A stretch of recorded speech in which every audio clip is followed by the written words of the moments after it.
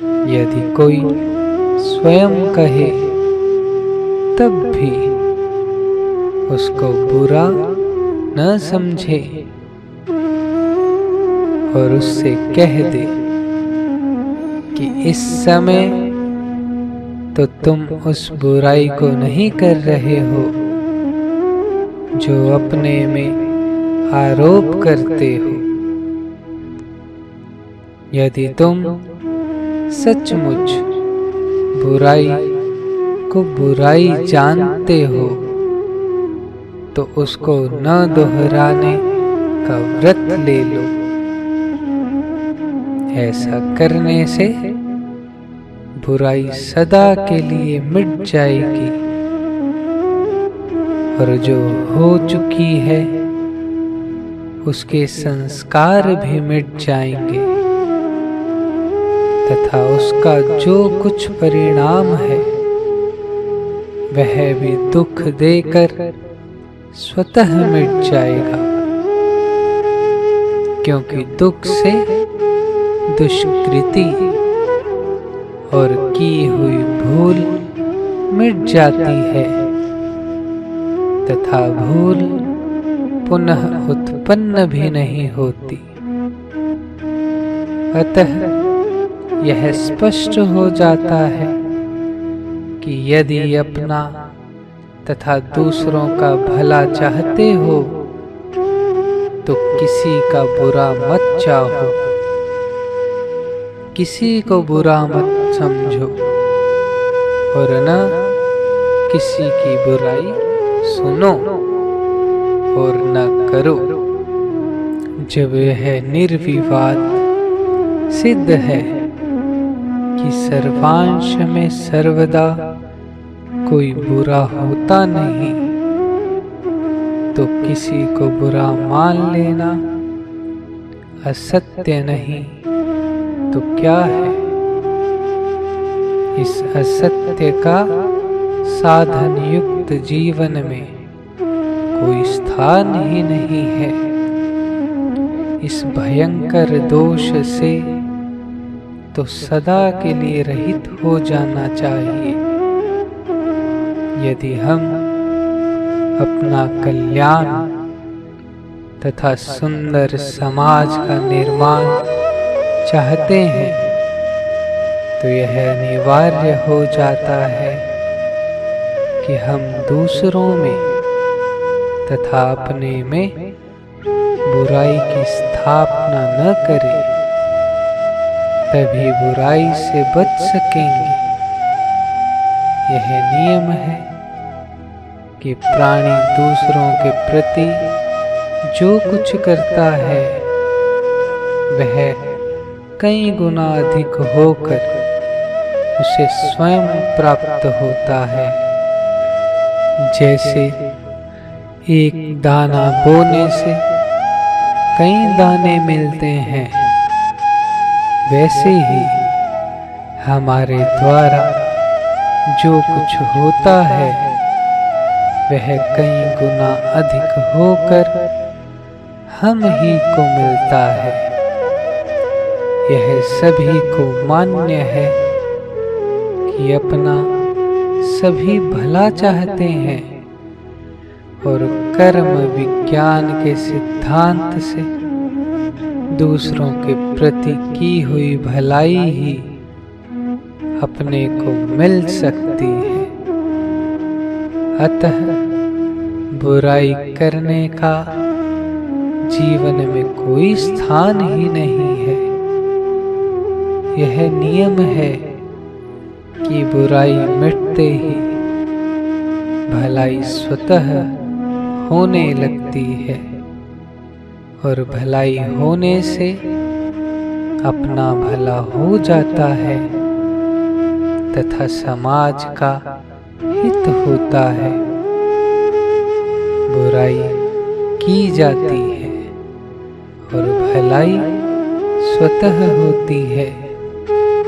यह नियम है कि जो किया जाता है वह सीमित होता है और जो होता है वह असीम होता है।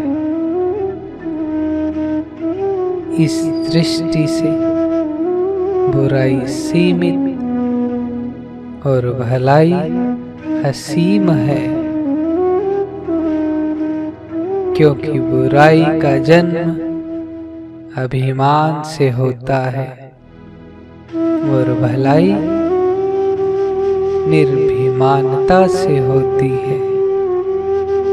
अभिमान से सीमित भाव पुष्ट होता है और निर्भिमानता से अहम भाव गलकर विमुक्त हो जाता है, अर्थात जिससे जातीय तथा स्वरूप की एकता है उससे अभिन्न हो जाता है। अब विचार यह करना है कि अभिमान की उत्पत्ति कब होती है और क्यों, तो कहना होगा कि अभिमान तब होता है जब अपने को किसी वस्तु, अवस्था एवं परिस्थिति में आबद्ध कर लेते हैं।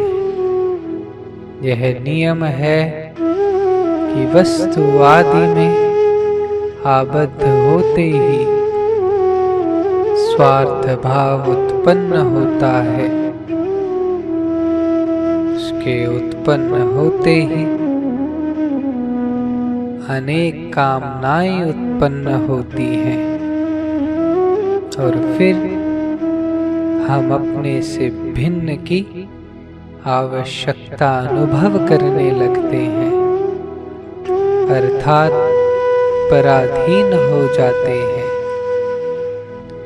फिर अनेक प्रकार की प्रवृत्तियां करने लगते हैं जो हमें कर्ता बना देती है।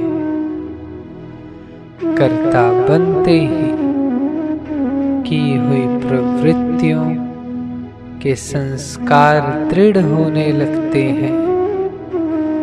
उन संस्कारों के समूह से ही अभिमानी हो जाते हैं। कर्तव्य के समूह का नाम ही कर्ता है।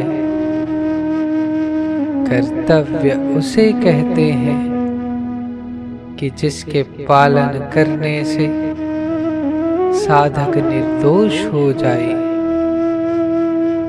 निर्दोष होते ही गुणों का अभिमान गल जाता है और फिर कर्ता, कर्म तथा उसका फल, ये तीनों अपने लक्ष्य में विलीन हो जाते हैं, अर्थात इच्छाओं की निवृत्ति हो जाती है और तत्व जिज्ञासा की पूर्ति तथा प्रेम की प्राप्ति हो जाती है, जो वास्तविक जीवन है। अतः यह स्पष्ट हो जाता है कि कर्तव्यनिष्ठ होने पर कर्ता का वास्तविक जीवन से भिन्न कोई अस्तित्व शेष नहीं रहता। अभिमान का अंत करने के लिए यह अनिवार्य हो जाता है कि करना होने में विलीन हो जाए। यह तभी संभव होगा कि जब साधक अपने अहम भाव को उस अनंत के समर्पण कर अचिंत तथा अचाह हो जाए। अचाह होते ही करना होने में विलीन हो जाता है और फिर किसी प्रकार का अभिमान शेष नहीं रहता। अभिमान का अंत होते ही पराधीनता सदा के लिए मिट जाती है और फिर साधक की अपने वास्तविक स्वरूप से एकता हो जाती है। पराधीनता काल में तो केवल वस्तु, अवस्था, परिस्थिति आदि का अस्तित्व सिद्ध होता है, अपना नहीं। जैसे धन का लोभी अपने को धन के अधीन मानकर अपना अस्तित्व खो देता है और धन के अस्तित्व को सिद्ध करता है। इसी प्रकार जितनी कामनाएं उत्पन्न होती हैं वे कर्ता के अस्तित्व को सिद्ध तथा दृढ़ करती हैं। वास्तव में अस्तित्व तो उसका है कि जिसकी सत्ता से कामनाओं का कर्ता तथा वस्तु, अवस्था आदि प्रकाशित होते हैं। अतः भोग और भोक्ता दोनों ही पर प्रकाश्य है,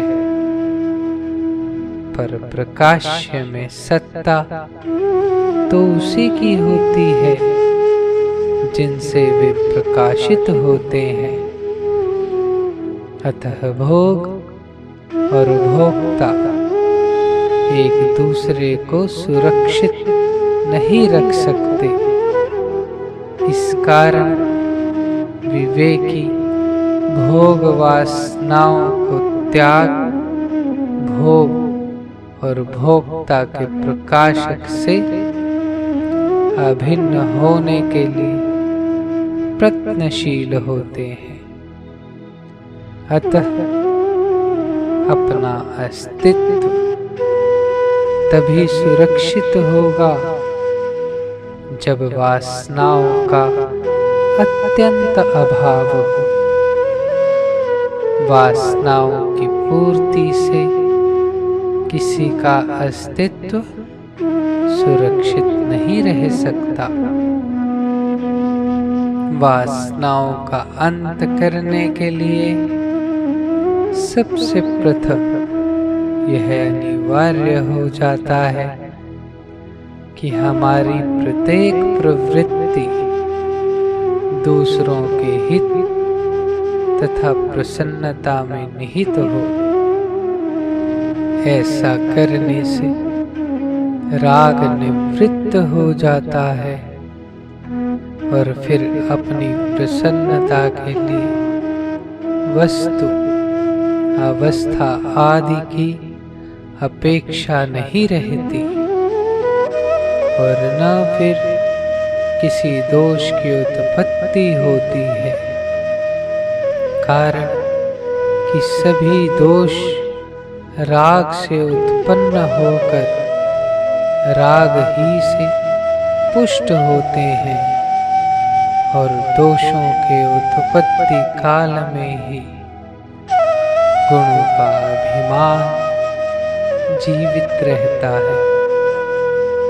निर्दोषता आने पर गुणों का अभिमान स्वतः गल जाता है और फिर सीमित अहम भाव मिट जाता है, जिसके मिटते ही मृत्यु अमृतत्व में विलीन हो जाती है, जो वास्तविक जीवन है।